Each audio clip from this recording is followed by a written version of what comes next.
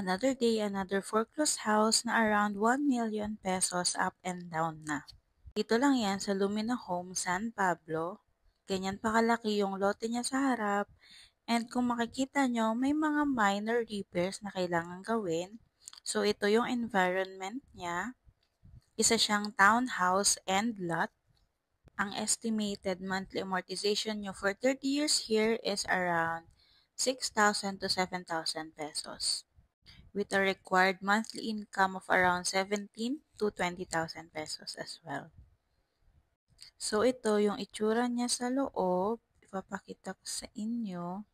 I guess isa itong bear type na property. So may mga repairs talaga na kailangan yung gawin, or kung okay na naman kayo sa bear type na tirhan, pwedeng-pwede na rin to. And then ito yung pagka-endlot niya, meron siyang mga lupa pa dyan sa gilid. And then ito yung actual condition ng mismong property. Kaya naman kung interested ka, ilalagay ko dito yung full details.